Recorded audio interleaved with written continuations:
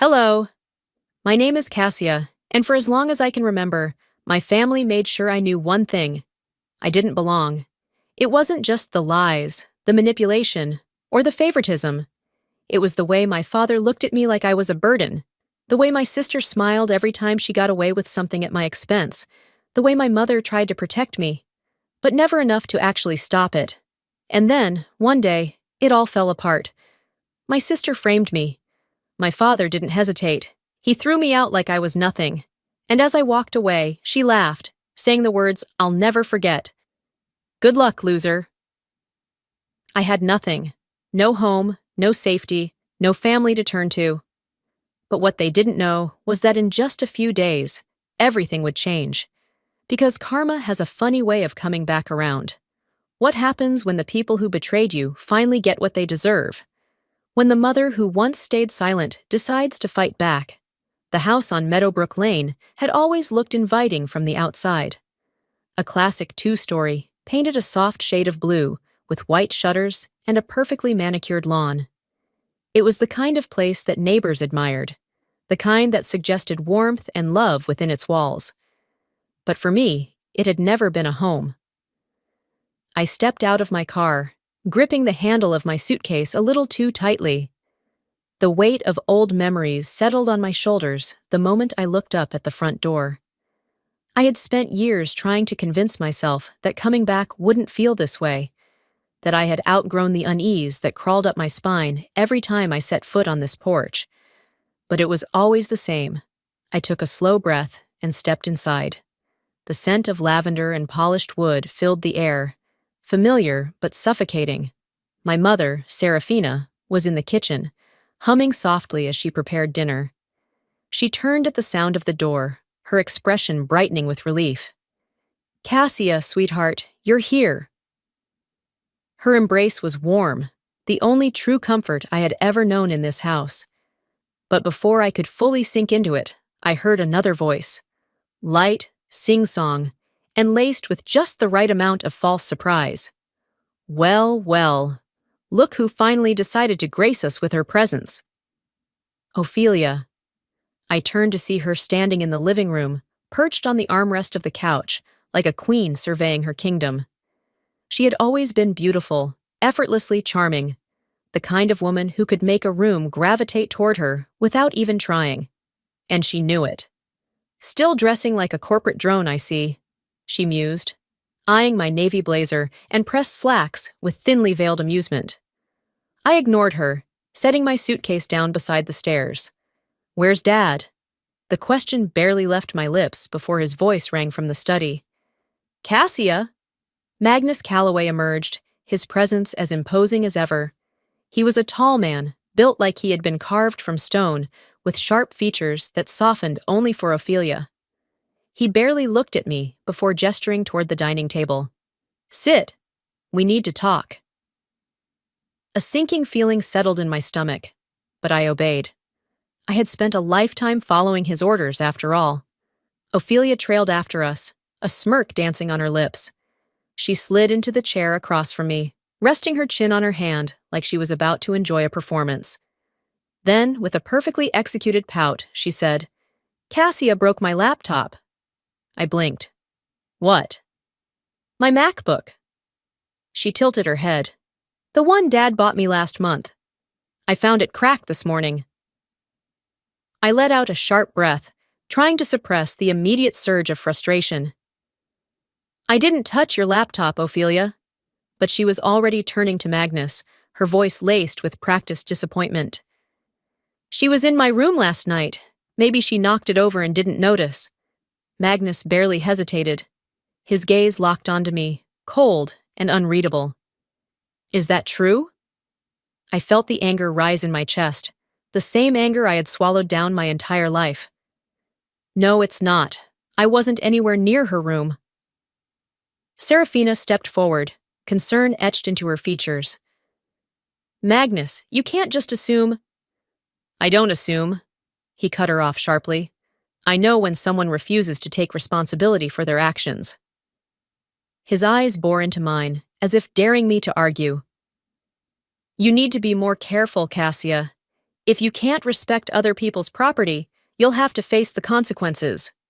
I clenched my fists beneath the table. And what consequences are those?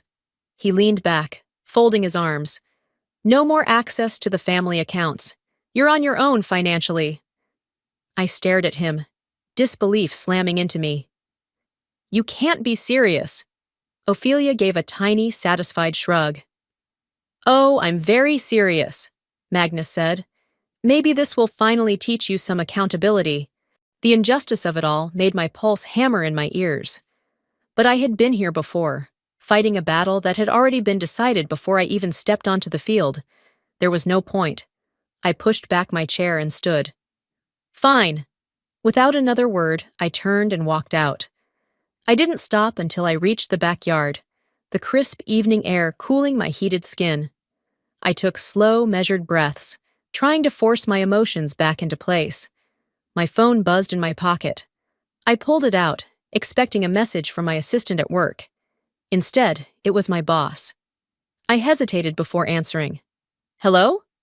Cassia. His voice was sharp.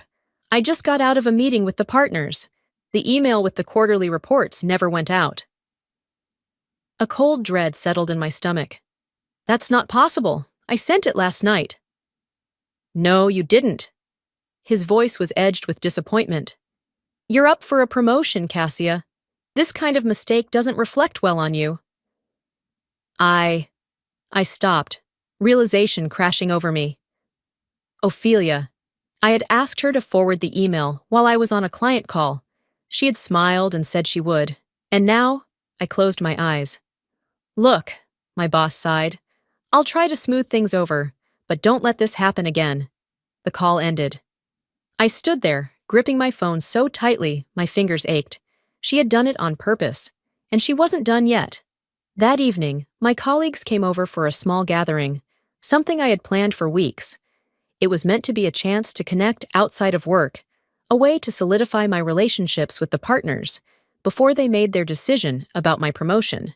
But the moment we sat down, Magnus took the opportunity to humiliate me. She's always been a little scatterbrained, he said, smirking as he swirled the whiskey in his glass. Bright, sure, but never quite as sharp as she thinks. Ophelia laughed lightly, eyes glinting with amusement. I felt my throat tighten. My colleagues exchanged uneasy glances. I wanted to argue, to stand up for myself, but the words felt stuck. This was how it always went.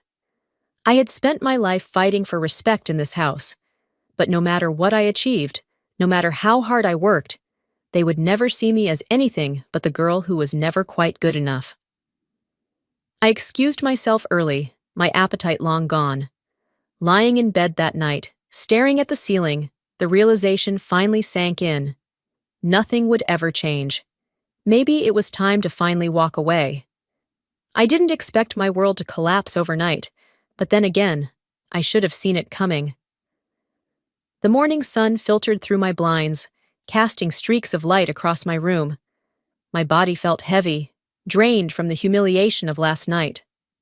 I had barely slept, replaying my father's words, Ophelia's smirk, the quiet looks of pity from my colleagues. I had spent my whole life trying to prove I was worth more than the way they treated me. But no matter how hard I fought, they never saw me as anything more than an afterthought. My phone buzzed on the nightstand. I reached for it, my heart clenching at the sight of my boss's name flashing on the screen. A voicemail.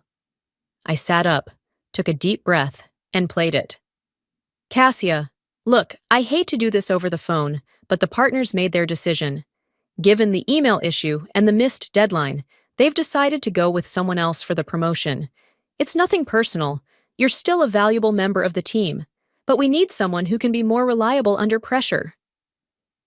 I barely heard the rest. My mind was already spiraling. The promotion was gone. The thing I had worked for, sacrificed sleep for, bled my energy into, ripped away, all because of one missed email. An email that I had asked Ophelia to send. I gritted my teeth, shoving the blankets aside and storming out of my room. Ophelia was in the kitchen, sipping coffee like she hadn't just sabotaged me. She glanced up lazily as I approached, her lips curling in amusement. You knew, I said, voice low and shaking. She blinked, feigning innocence. Knew what? I slammed my phone onto the counter. That email, the one I told you to forward, you didn't send it. She tilted her head, tapping a manicured nail against the rim of her mug. Oh, that. Oops. Oops. My hands curled into fists at my sides. That mistake just cost me my promotion. She sighed, setting her mug down. Cassia, you really need to stop blaming other people for your failures. It's getting old. A sharp laugh escaped me, bitter and incredulous. You think this is funny? Before she could respond, my father's voice cut through the room. What's going on in here? I turned to see Magnus standing in the doorway, his expression already set in irritation. Cassia's throwing one of her tantrums again, Ophelia said smoothly, leaning against the counter. I turned to him, swallowing down my rage. Dad, I lost my promotion because Ophelia deliberately didn't send an email I asked her to. Magnus frowned, crossing his arms. And you're sure it's her fault? Yes, she admitted it. He let out a sigh, shaking his head.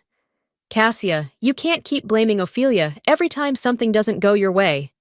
Maybe, just maybe, you're not as capable as you think you are. I felt like I had been punched in the gut. Ophelia smiled sweetly behind him, her eyes gleaming with victory. I wanted to scream. I wanted to throw something. I wanted to shake him and make him see the truth. But I knew better. Arguing with Magnus was like screaming into a void. So I turned, grabbed my phone, and walked away. That afternoon, I watched from the corner of the living room as Magnus presented Ophelia with a brand new designer handbag. A little reward for all your hard work in school, he said, ruffling her hair like she was 12 instead of a grown woman. I clenched my jaw. Hard work? She hadn't worked a day in her life. Ophelia accepted the gift with a glowing smile, casting a sideways glance at me. She was loving this, every second of it. Serafina stood near the kitchen, arms crossed, her mouth set in a tight line. Our eyes met briefly, and I saw the silent apology there, but she said nothing. She never did. I let out a short laugh, shaking my head. You really don't see it, do you? Magnus turned to me, his expression cooling. See what? This! I gestured toward Ophelia, toward the expensive gift in her hands. The way you treat us differently. She does nothing and gets rewarded. I work my ass off and I get nothing but criticism. Magnus scoffed. You wouldn't understand, Cassia. Ophelia actually works hard. I barked out a humorless laugh. Right, of course. She works so hard manipulating you. His face darkened. That's enough.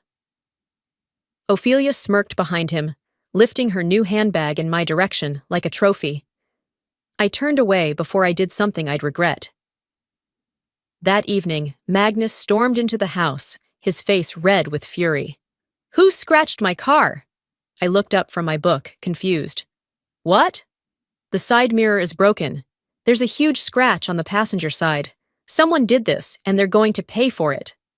Ophelia, lounging on the couch with her phone, didn't even look up as she said, I saw Cassia near the car earlier.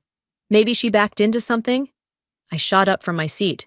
Are you kidding me? I wasn't even near your damn car, Ophelia. Magnus turned to me, eyes narrowing. Is that true? I let out a sharp breath, my frustration boiling over. Yes, I had nothing to do with it. Serafina finally spoke up, stepping forward. Magnus, we don't even know if Cassia was near the car. Don't defend her, Serafina, he snapped.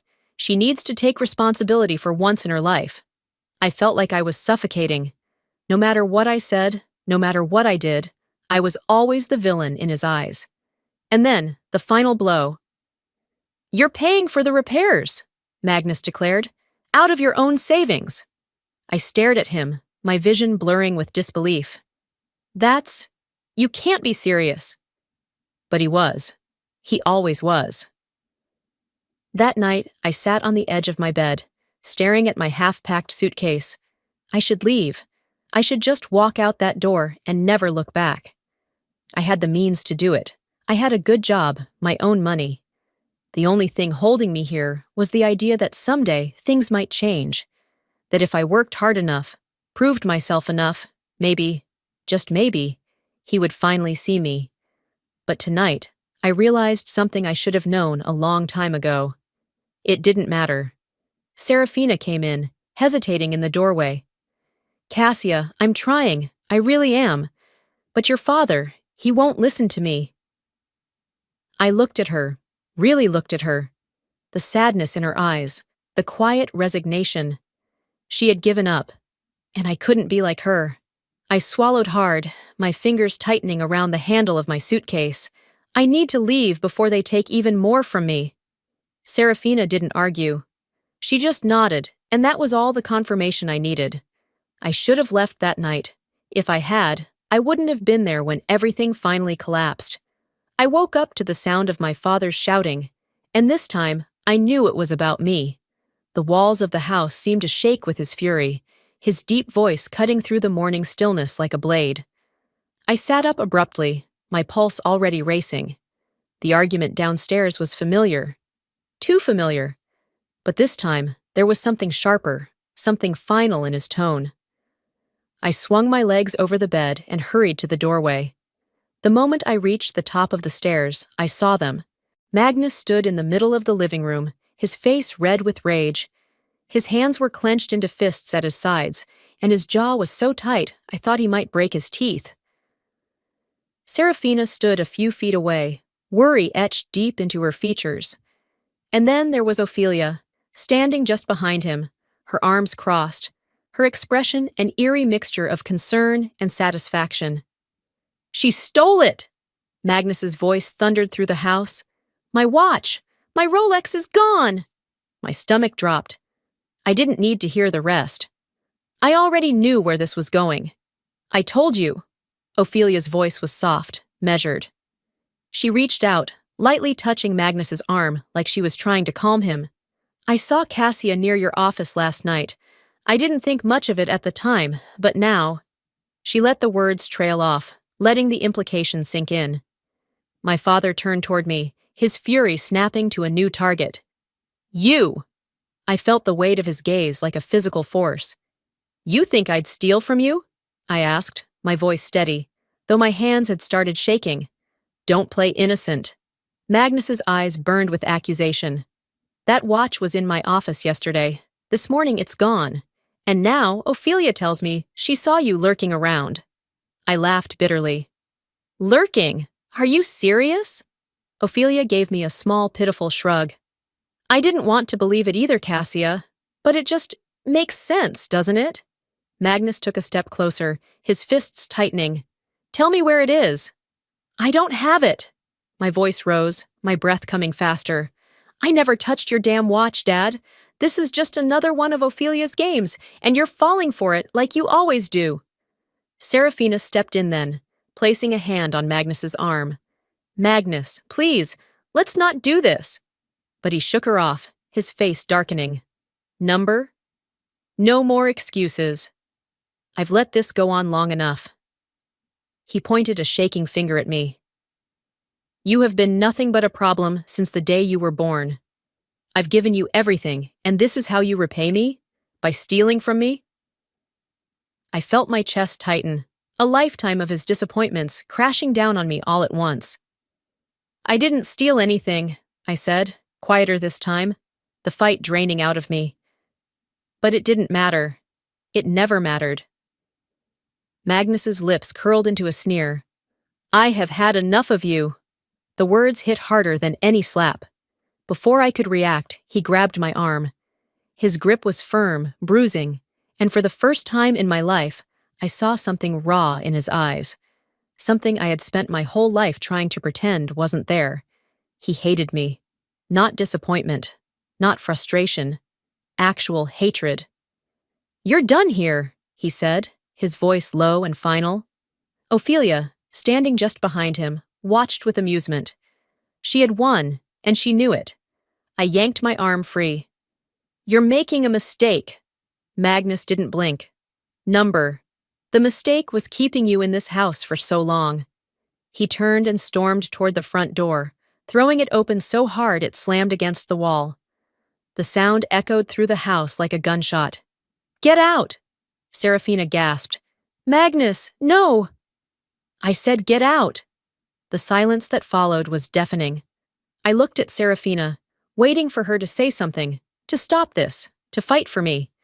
But she just stood there, her face pale, her eyes filled with an apology she wouldn't say out loud. She wasn't going to stop him. She wasn't going to save me. Slowly, I turned toward Ophelia. She met my gaze, her lips curling into a satisfied smile. "Good luck, loser," she mouthed.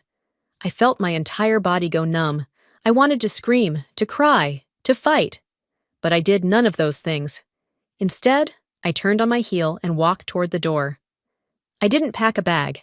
I didn't take anything but my phone, my wallet, and the clothes on my back. And I didn't look back. I stepped out onto the porch, the cool morning air hitting my face like a slap. The world outside felt different. For the first time in my life, I was truly on my own. And I had no idea where to go next. The first night alone was colder than I ever imagined. I pulled my jacket tighter around myself as I walked, the sharp evening air cutting through the thin fabric. I had no destination, no plan, just a backpack slung over my shoulder, and a phone that was barely holding on to its last bit of life. The streets of Houston were quieter than usual, the occasional headlights flashing past me as I wandered aimlessly. I pulled out my phone, my fingers stiff from the chill, and checked the screen. 1% battery. No missed calls, no texts, not even from Mom. I swallowed down the lump rising in my throat. Part of me had hoped, just a little, that she would reach out, that she would fight for me. But hours had passed, and silence had been my only answer. I glanced at the $20 bills in my wallet. $40. That was all I had. A motel was out of the question. If I wanted to make it through more than one night, I had to be smart about what I spent. I stuffed my phone and wallet back into my jacket and kept walking. The first place that seemed even remotely welcoming was a small 24-hour diner on the corner of Main Street. The fluorescent open sign buzzed softly above the door, and the windows were fogged with warmth. I hesitated before stepping inside. The place was nearly empty, just an old man nursing a cup of coffee at the counter, and a couple whispering in the farthest booth. The air smelled like burnt toast and stale grease, but at least it was warm. Sliding into a booth near the entrance, I dug into my pocket and pulled out a few crumpled bills. I had to be careful. A waitress walked up, her expression polite but tired. "What can I get you, hun?" "Just a coffee," I said, handing her a $5. "Black?" She raised an eyebrow but didn't say anything, just nodded and walked away. I sat there, my fingers curled around the chipped tabletop, staring at nothing in particular. I just need somewhere warm for a little while. That was the plan. Just sit, gather my thoughts, and figure out what the hell I was going to do next. But then I heard it. A whisper, not meant for me, but unmistakably about me. "She's just sitting there, hasn't ordered food. You think she's—" Another voice, lower this time. "Let's wait a few more minutes. If she's not ordering, I'll ask her to leave." The waitress, and her manager. I swallowed the shame rising in my chest. My coffee hadn't even arrived yet, and I was already being treated like a problem. I didn't wait. Before they could say anything else, I stood up and walked out, the warmth of the diner disappearing as quickly as it had come. I ended up at a bus stop. Not because I had anywhere to go, but because it had a bench. I sat down, hugging my arms around myself, trying to ignore how exposed I felt. This is what it feels like to have nothing. The street was mostly empty, the occasional car passing by, but I could still hear the distant sound of laughter from somewhere down the block. A group of teenagers walked by, their voices carrying in the still night air. One of them whistled. I shifted uncomfortably, pulling my jacket tighter. Don't look at them, don't react.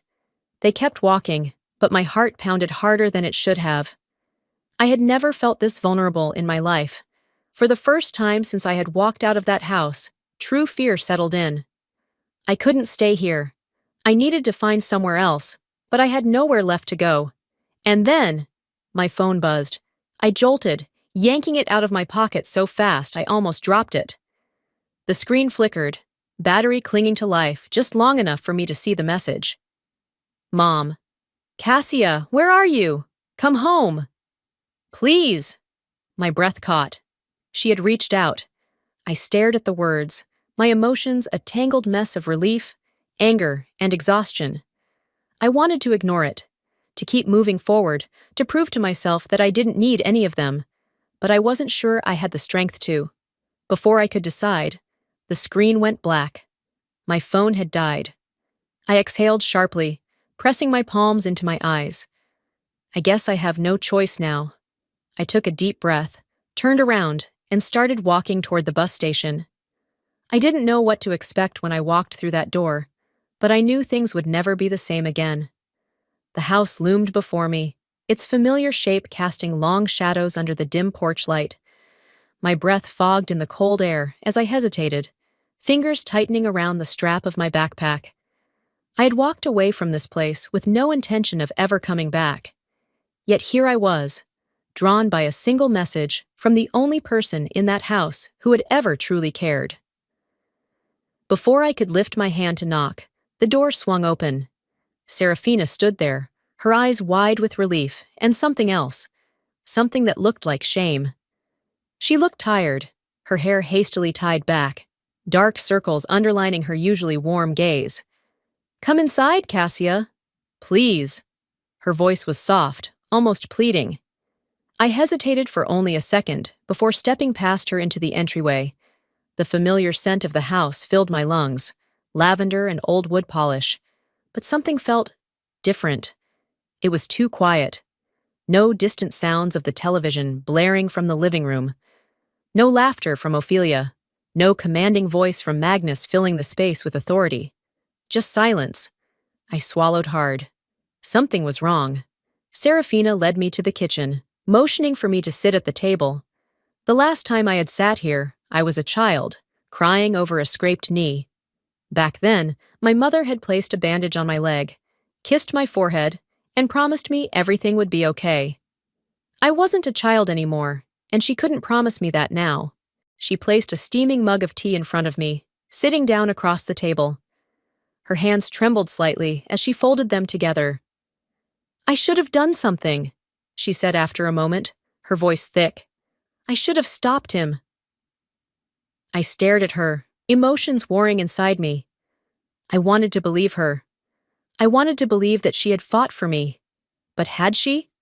Or had she just stood there, watching as Magnus threw me out? "You let it happen," I said quietly, the words tasting bitter on my tongue. Serafina's eyes glistened with unshed tears. "I tried, Cassia. I begged him to reconsider, but he refused to listen." She shook her head, exhaling shakily. "He's too proud, too blind to see what Ophelia's doing to you." I studied her face, searching for any sign that this time would be different. "Are you finally ready to stand up to him?" I asked. She hesitated. Just for a second. And that second told me everything. A noise from the hallway made me stiffen. Footsteps. I turned as Magnus stepped into the kitchen, his presence immediately filling the space. He was composed, arms crossed over his chest, his expression unreadable. Ophelia followed closely behind him, her movements as effortless as ever. She leaned against the doorway, arms folded, her lips curled into an almost smile. "Didn't expect to see you back so soon," she mused. My fingers curled into fists beneath the table. "I bet you didn't." Magnus's gaze swept over me, impassive. His voice was flat when he spoke. "If you've come back expecting an apology, you won't get one." The words shouldn't have surprised me, but they still felt like a slap. I clenched my jaw, forcing myself to meet his gaze. "I didn't come back for you," Magnus scoffed, shaking his head. "Then why are you here?" The air in the kitchen crackled with tension. I could feel the weight of Ophelia's smirk, the smug victory still dancing in her eyes. She thought she had won. Maybe, in a way, she had. I swallowed hard, refusing to let them see me break. I came back because Mom asked me to. Magnus exhaled sharply, rubbing his temples. Serafina, this is ridiculous. You shouldn't have brought her back. Serafina didn't move. She didn't flinch. Instead, she stepped forward, placing herself between me and Magnus. No, Magnus. Her voice was steady, stronger than I had ever heard it. She is my daughter, and she is staying here. The room went completely still. Magnus blinked, as if he hadn't heard her correctly. Ophelia's smirk faltered slightly, her confidence shaken by the sudden shift in dynamics. For the first time in years, my mother was standing up for me. I wanted to believe it would last, but I knew this wasn't over yet. The battle lines had been drawn, and Magnus didn't like to lose. The room was thick with tension, the air heavy with something unspoken, yet undeniable. Magnus took a slow step forward, his towering frame casting a shadow over my mother. His expression was dark, eyes narrowed with barely contained fury. You don't get to make decisions in this house, Serafina, he said, his voice dangerously low. Serafina didn't flinch. She held her ground, her back straight, her chin lifted in quiet defiance. I had never seen her like this before, never seen her fight back. This is my house, Magnus, she said firmly, and I say Cassia stays. A silence settled over the room, thick and suffocating. I held my breath, waiting for the explosion. Magnus's hands curled into fists at his sides, his jaw twitching. He had always ruled this house with an iron grip, always had the final say. He wasn't used to being challenged. I could see it in his eyes, the storm brewing just beneath the surface. Ophelia was the first to break the silence. Dad, maybe we should just talk about this. Her voice was smooth, carefully measured. Cassia's obviously upset. I turned to look at her, feeling the anger rise in my chest. Of course, she was playing the peacemaker now, pretending to be the reasonable one. But I knew better. This was just another one of her games. Serafina, however, wasn't fooled anymore. You've done enough, Ophelia, she said, her voice sharp. You and your father have controlled this family for too long. Ophelia's expression faltered for the briefest second. Just a flicker of something behind her eyes. Something that looked an awful lot like fear. This isn't over, Mom, she whispered. I watched the mask slip just for a moment. For the first time, Ophelia wasn't in control, and she knew it. Then Magnus slammed his hand against the kitchen table. The sound was like a gunshot, shattering the tense silence. I flinched, my breath catching in my throat. You don't get to tell me how to run my house, he bellowed, his face red with fury. I felt my pulse spike, adrenaline rushing through my veins. Then his gaze snapped to me, his expression shifting into something darker. You want to stay? His voice was low, almost a growl. Fine, but you follow my rules. One step out of line, and you'll be gone for good. The threat hung in the air between us, suffocating and real. Serafina moved before I could react, stepping between us like a shield. No, Magnus, she said, her voice steady. You don't control her anymore. Magnus's nostrils flared, his eyes wild, but something had shifted. For the first time, he wasn't the one calling the shots. I swallowed, my heartbeat hammering in my ears. This was it. The moment everything truly changed. I took a step forward, my voice steady despite the storm raging inside me.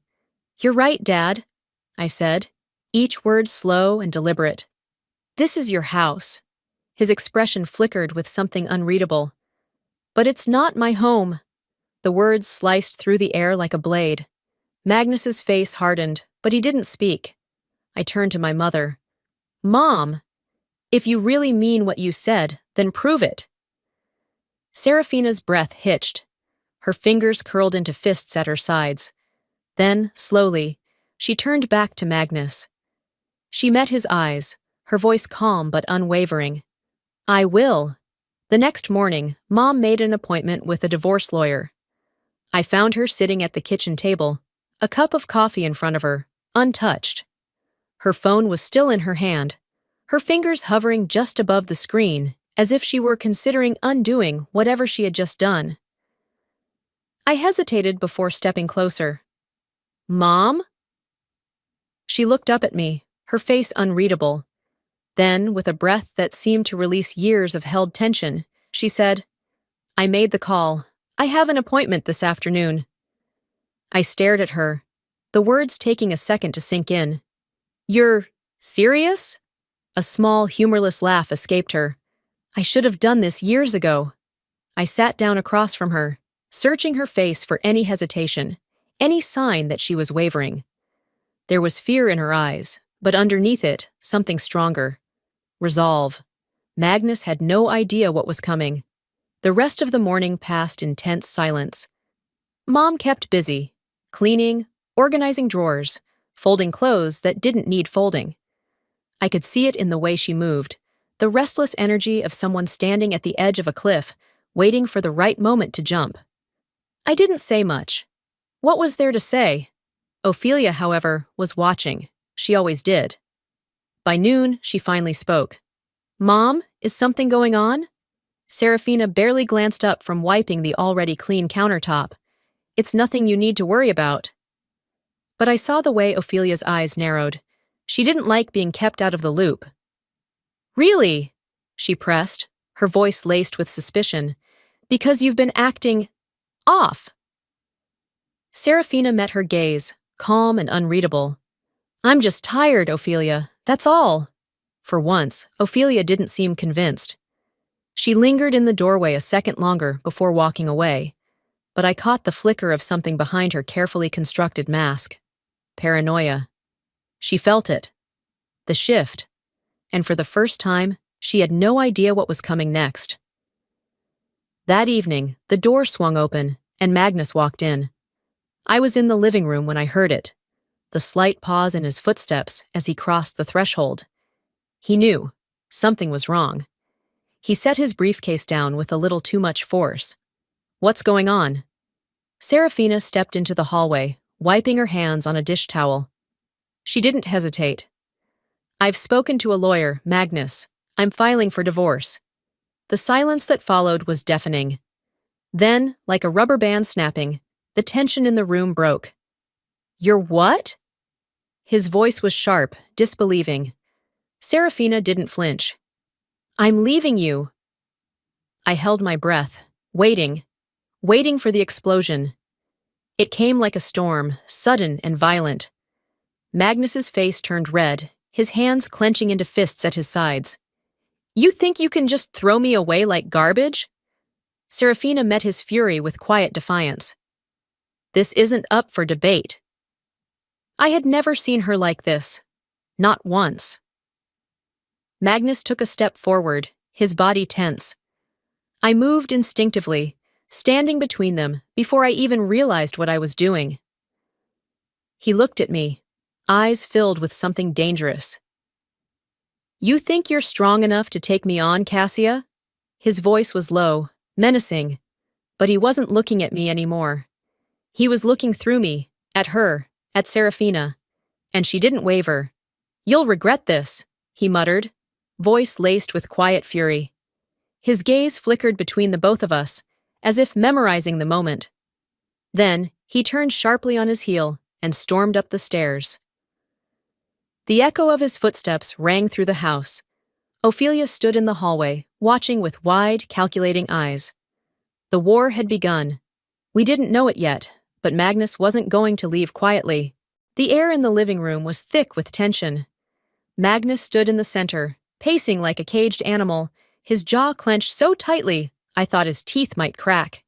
His hands trembled, not with fear, but with barely contained rage. Serafina stood firm, her arms crossed, her posture unnervingly calm. The storm was brewing right in front of her, yet she didn't flinch. "You don't get to do this," Magnus growled, his voice low and dangerous. Serafina met his glare without hesitation. "I already did." The words were like a slap. I saw the flicker of disbelief in Magnus's eyes, the way his breath hitched just slightly. He was losing control, and he knew it. I had spent my entire life watching my mother yield to him, watching her shrink herself down to avoid his anger. But tonight, something was different. She wasn't afraid anymore, and Magnus didn't know what to do with that. Ophelia stormed into the room, her heels clicking against the hardwood floor. Her eyes darted between our parents, her breath shallow. "Mom, you can't do this!" she hissed. Then she turned to Magnus, her voice sharpening. "Dad, do something!" For the first time in my life, I saw my father speechless. Ophelia's face twisted in frustration. She whirled on me, her gaze full of venom. "This is your fault." Her voice wavered, but she tried to mask it with fury. "You poisoned her against us." I didn't respond. I just watched. Because that's when I saw it, the mask slipping. Ophelia wasn't just angry, she was terrified. She wasn't fighting for Magnus. She was fighting for herself, for the cushioned life she had built under his protection. If he lost, she lost too. And that scared her more than anything. Magnus slammed his fist against the table. The force of it made the whole room jump. "I built this house," he snarled. "I paid for everything, and you think you can just erase me?" His voice shook the walls, but Serafina didn't move. I could feel my heartbeat in my throat as he turned toward her, stepping closer.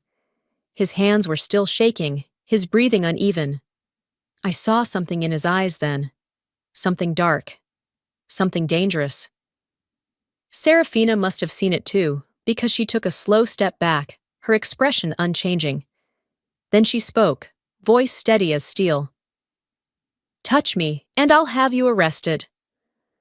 The words cut through the room like a blade. Magnus froze. His chest rose and fell rapidly, his fingers twitching at his sides. He had spent his whole life wielding power over this house, over her.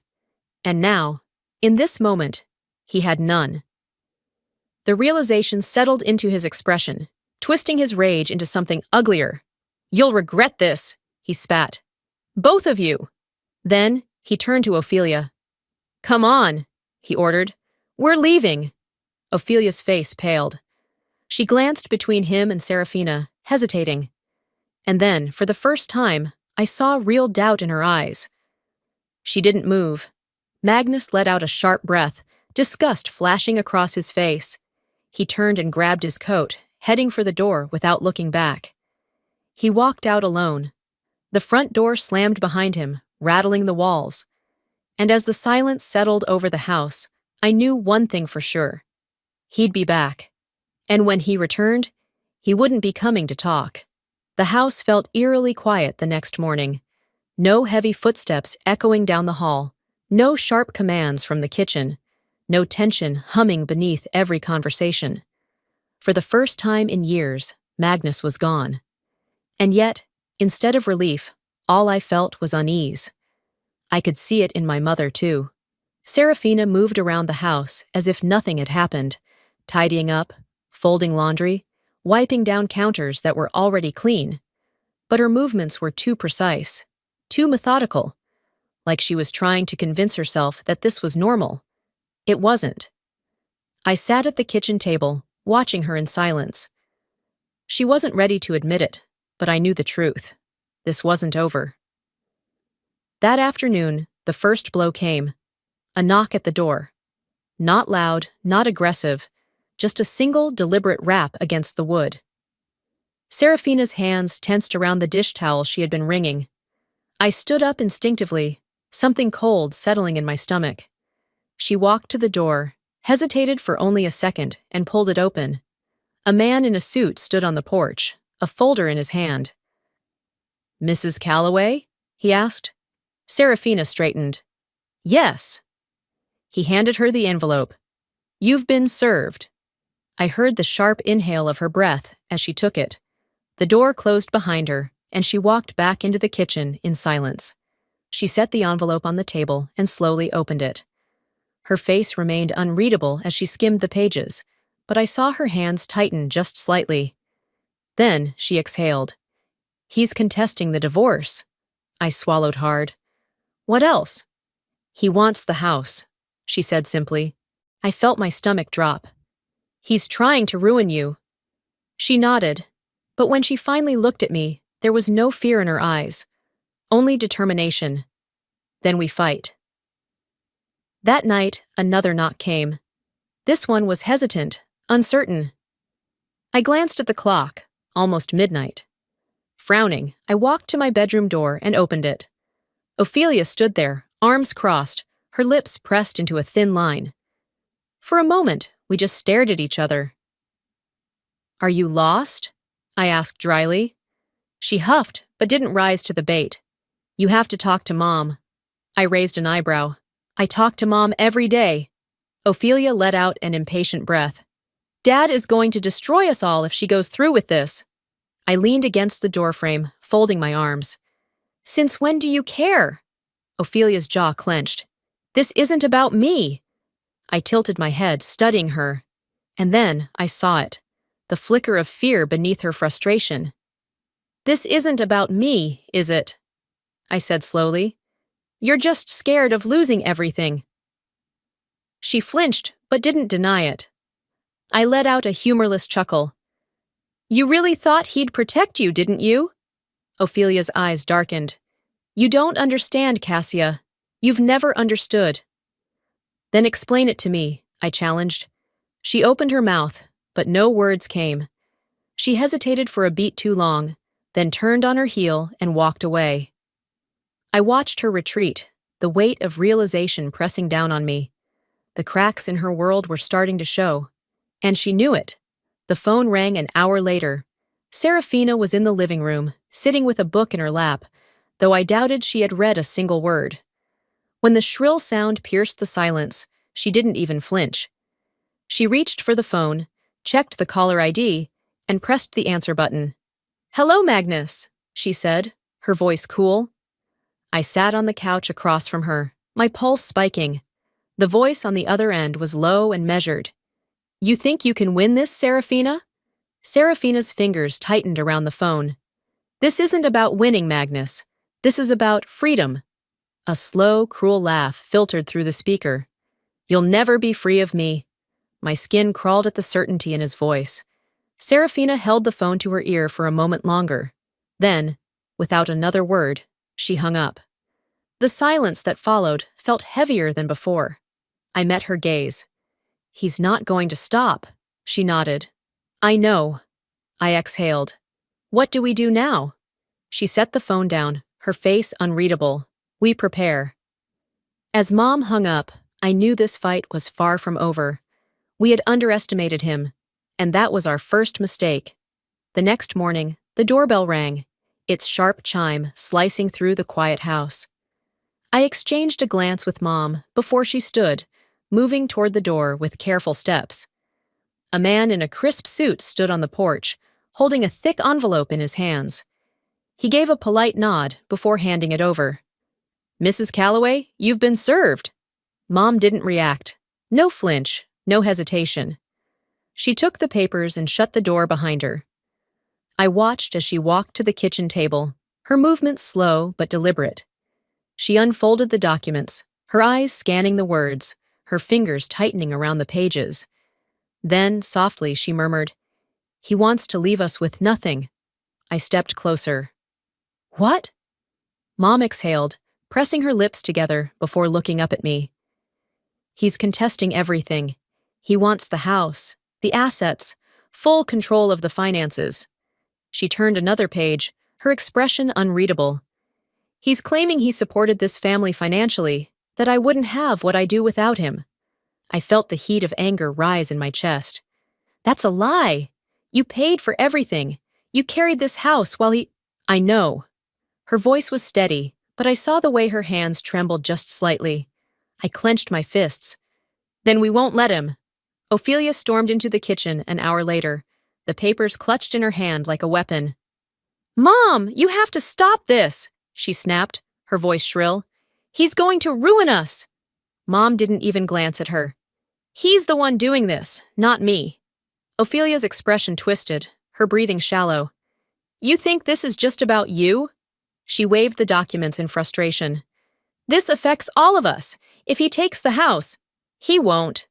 "But what if he does?" Ophelia's voice wavered. Maybe if we just talk to him? I let out a sharp laugh, cutting her off. Talk to him? Since when has talking to him ever changed anything? Ophelia shot me a glare, but this time there was something beneath it. Uncertainty. She was finally realizing she had bet on the wrong side. 2 days later, we sat in the courtroom, waiting for the first hearing to begin. The air was thick with tension, the cold sterility of the room doing nothing to settle my nerves. I sat beside Mom, my hands folded tightly in my lap, trying to appear composed. Then the doors opened. Magnus walked in, his suit crisp, his expression composed. A lawyer followed closely behind him, briefcase in hand, his movements precise and confident. Magnus's gaze swept over us, a slow smirk curling at the edges of his lips. He looked like a man who had already won. The hearing began. His lawyer was the first to speak, his voice smooth and practiced. Your Honor, my client has provided for this household for years. His financial contributions ensured the stability of his family, and it is only fair that he be awarded the majority of shared assets, including the home. I felt my nails dig into my palm. Lies. Mom's lawyer didn't even blink before responding. Your Honor, the plaintiff has not contributed financially for years. In fact, Mrs. Calloway was the sole provider of this household, paying the mortgage, utilities, and all household expenses. Any claims to financial contribution are unfounded. Magnus's smirk faltered. For the first time, I saw something flicker in his expression, something uncertain. For the first time, he wasn't in control. The hearing was brief, just the beginning of what would be a long battle. As we walked out of the courthouse, I could feel his presence behind us, his steps slow and deliberate. And then, just as we reached the exit, he leaned in close to Mom, his voice low. You think you've won, Serafina, he murmured. This is only the beginning. Mom didn't react, didn't even acknowledge him. She just kept walking, her back straight, her face unreadable. But I turned, just enough to meet his gaze. And I saw it. Beneath the anger, beneath the bravado, there was something else. Fear. I had spent my whole life fearing my father, but now, for the first time, I realized he was afraid of us, and that made him more dangerous than ever. At first, it was subtle, a flicker of the lights in the kitchen, the hum of electricity stuttering, just for a second. A power outage that lasted only a moment, long enough to make my mother pause, glancing up from her book. Probably just the wiring, she murmured, but I wasn't so sure. Then the bank called. Mom stood at the counter, phone pressed to her ear, her grip tightening as she listened. What do you mean my account was frozen? Her voice was calm, but I could hear the undercurrent of unease. The conversation ended quickly, and when she turned to me, her face was unreadable. Someone tried to put a hold on my accounts, she said. The bank flagged it as fraud. I didn't have to ask who. And then the car appeared. A dark sedan parked just across the street. Not always there, not all night, but enough that I noticed. Enough that it sent a chill down my spine. I sat on the couch one evening, staring at it through the window. The engine was running. Someone was inside. But they never got out. He's trying to scare us, I murmured. Mom stood behind me, arms crossed. No, she exhaled. He's trying to break us. Ophelia was quieter than usual. She moved through the house like a ghost. Her usual arrogance faded. I caught her watching Mom more than once, studying her like she was trying to read between the lines of something unspoken. One evening, she slid into the seat across from me at the dining table. We should talk to Dad, she said suddenly. Try to calm him down. I set my fork down, staring at her in disbelief. Are you serious? Ophelia didn't meet my eyes. You're scared, I realized. You think he's going to come after you next. She exhaled, rubbing her hands together, looking smaller than I had ever seen her. For the first time, I saw it. She wasn't just a manipulator, she was a product of him. And now, without his protection, she was just as lost as the rest of us. The pounding on the door woke me in an instant. I bolted upright, my heart hammering. It was nearly 2 a.m. Another loud bang echoed through the house. I threw off my blanket and rushed to my window, peering down. My stomach turned to ice. It was Magnus. Serafina was already in the hallway when I stepped out, her face pale but composed. "Don't open it," she whispered. The pounding continued. "You think you can take everything from me?" Magnus's voice boomed through the door, raw with fury. I pressed myself against the wall, my breath shallow. Then, bang! Glass shattered somewhere downstairs. Mom flinched, then grabbed her phone, dialing. "I'm calling the police!" Magnus laughed from outside, a dark, guttural sound. "You think they can protect you?" I swallowed hard, my pulse racing. This wasn't going to end with words. By the time the police arrived, Magnus was gone. They took our statements, glanced at the shattered window, and nodded solemnly as Mom filed for a restraining order. But we all knew it wouldn't stop him. Ophelia sat on the couch, staring at the shards of glass scattered across the floor, her face unreadable. For the first time, I saw true fear in her eyes. I turned to my mother, my voice quiet but firm. "We have to end this. Before he does. Because if we didn't stop him now, we might not get another chance." And Magnus was about to prove exactly how far he was willing to go. The morning after the attack, the house felt different. Not just because of the shattered window or the cold breeze that snuck in through the temporary plastic covering. It was something else, something heavier. Mom stood in the living room, staring at the glass shards still scattered on the floor.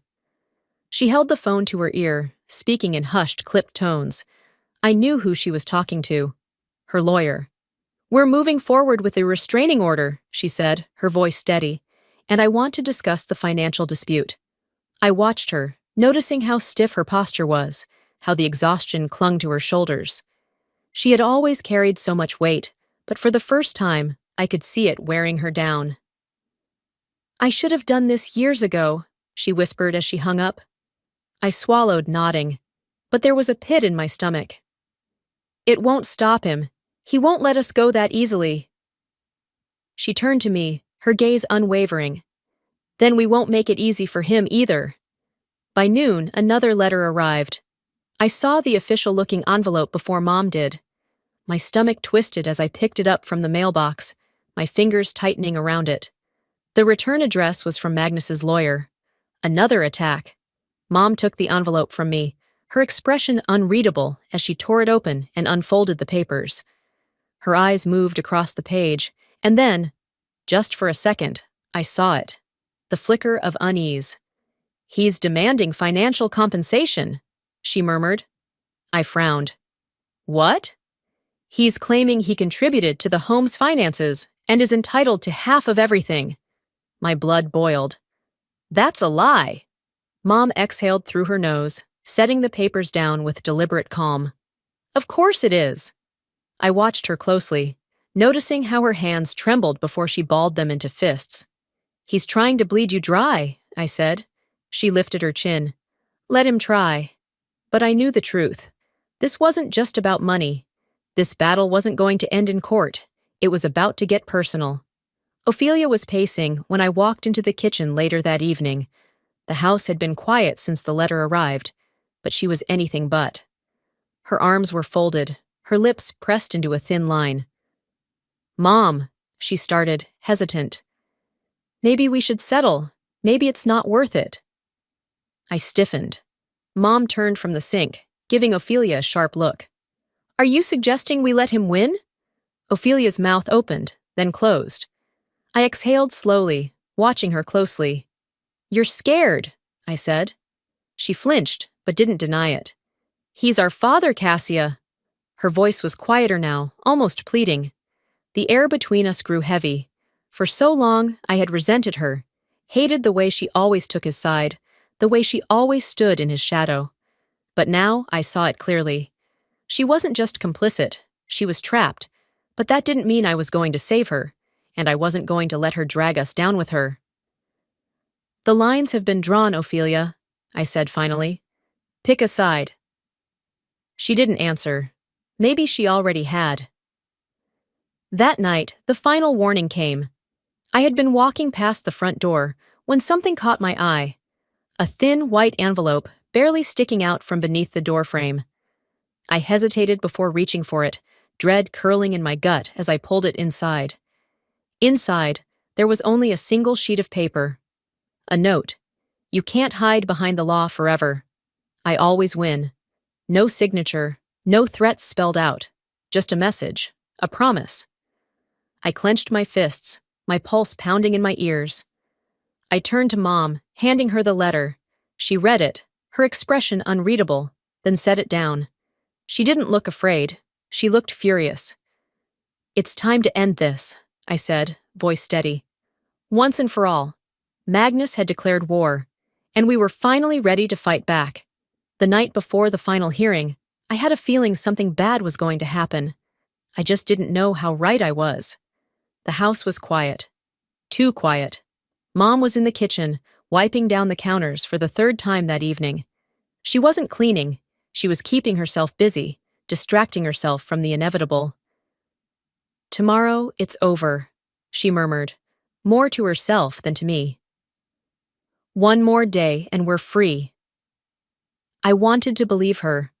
I wanted to trust that the judge would see through Magnus's lies, that the restraining order would hold, that the law would finally be on our side. But something inside me wouldn't settle. Magnus wasn't the kind of man who accepted defeat. I woke up to a sound that didn't belong. A soft creak, barely audible over the hum of the heater. I held my breath, straining to listen. Another sound, closer this time, the stairs. I grabbed my phone, heart hammering, and slid out of bed as quietly as possible. I crept toward my door, inching it open just enough to see the hallway. And then I saw it. A shadow moving through the living room. The front door was still locked. No windows were broken. He had a key. I clenched my jaw, swallowing down the rising panic. Serafina's door creaked open, and she stepped out, her expression turning to stone the moment she spotted him. "Get out!" she said, her voice firm but shaking slightly. Magnus turned toward her, smiling like he had just walked in from work instead of breaking into the house in the middle of the night. "You really thought a piece of paper could stop me?" He took a slow step forward. "You're ruining this family, Serafina. You always were weak." I moved before I could think, stepping between them. "You lost this family the moment you chose yourself over all of us," I shot back, my voice steady. Something snapped in his eyes. He lunged. His hand clamped down on my arm, fingers digging into my skin. Pain shot through me, but I refused to let him see it. Then, crash! Mom swung a lamp into his shoulder, the sound of shattering glass piercing the air. Magnus stumbled back, his face contorted with shock. For the first time, he looked truly afraid. And then, before he could recover, sirens. Blue and red lights flashed through the windows. I saw the moment he realized it was over. The front door burst open, and officers rushed in. They had barely pulled him away before he turned back, his eyes burning with hatred. "You think this is over?" he growled. Mom stepped forward, her chin lifted, her voice unwavering. "Yes, I do." Magnus's jaw clenched, but this time he had no power left. The officers led him out, his footsteps heavy against the floor. And then, silence. I exhaled, my whole body trembling. I turned to Mom. For the first time, our house belonged to us. But the damage he left behind would take longer to fix. The next morning, we stood in court for the final time. This time, without fear. The air inside the courthouse was sterile, the walls a dull shade of beige. But for the first time, I didn't feel suffocated by them. This place had been a battleground for months, a place where Magnus had tried to manipulate, control, and destroy us. But today, we weren't the ones on trial. I glanced at my mother.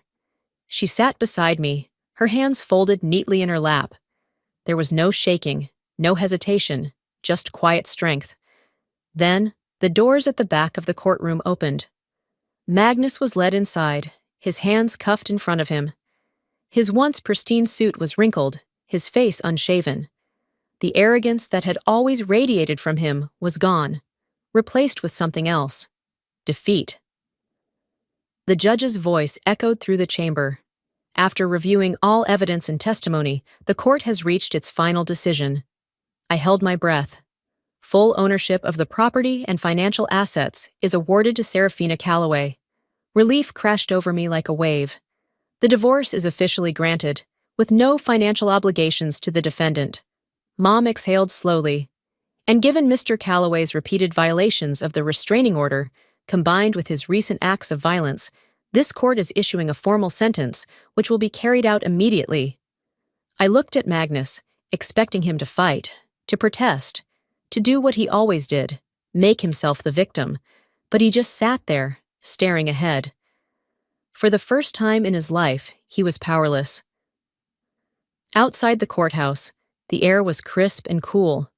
The weight I had carried for years had finally started to lift. I was about to head toward the car when I heard my name. Cassia, wait. I turned, already knowing who it was. Ophelia. She stood a few feet away, her arms wrapped around herself, her expression uncharacteristically hesitant. I need to talk to you. I crossed my arms. Why? Ophelia swallowed, shifting her weight from foot to foot. I didn't know he'd go this far, she said quietly. I thought he was just trying to scare you. I let out a humorless laugh. You thought he was scaring us for fun? She winced.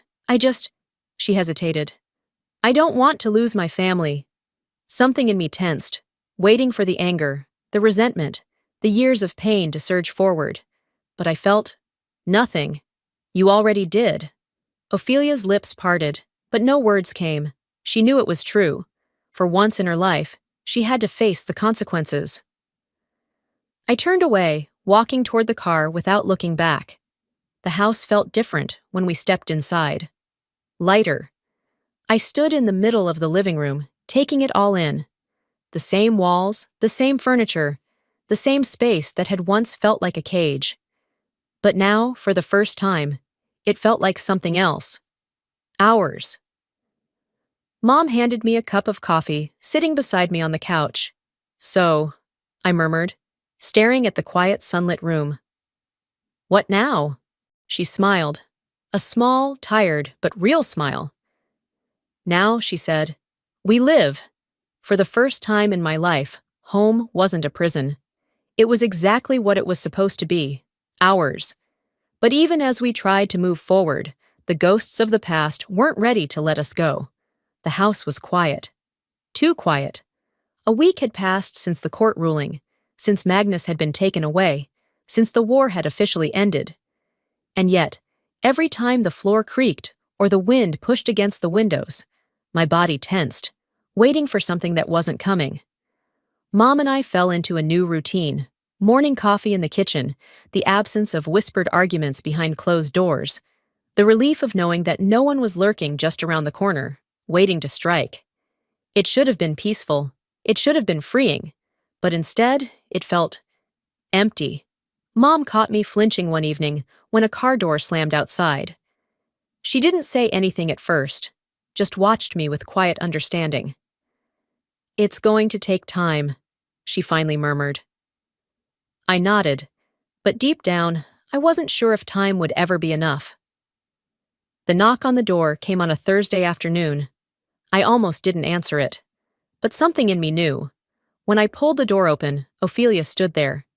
She looked different, not the perfectly polished, immaculately composed version of herself I had grown up with. She looked small, tired. For a long moment, neither of us spoke. Then, finally, she said, I don't have anywhere else to go. I exhaled, 1,000 responses flashing through my mind. And what do you expect me to do about that? And that's my problem. How? And you had a place. You chose to burn it down. But instead, all I said was, Why are you here, Ophelia? She swallowed hard, shifting on her feet. I don't know. I don't know who I am without him. Her voice cracked on the last word. Magnus. She wasn't here for redemption. She wasn't here to undo the past. She was here because, for the first time in her life, she had no one to hide behind. I didn't invite her in right away. Instead, I leaned against the doorframe, arms crossed, watching her like I had never really looked at her before. I'm not going to forget what you did, I said finally, and I don't know if I'll ever forgive you. She nodded, the weight of those words settling in. I don't deserve it anyway, she murmured. Silence stretched between us. Two sisters who were never really sisters. After a long pause, I pushed the door open just enough to let her step inside. Not because I trusted her, not because things would ever be okay between us, but because, for the first time, she wasn't pretending. Maybe this wasn't an ending. Maybe it was just the in-between. No matter how much we tried to outrun it, the past would always be a part of us. A month had passed since the courtroom, since Magnus had been taken away, since we had finally won.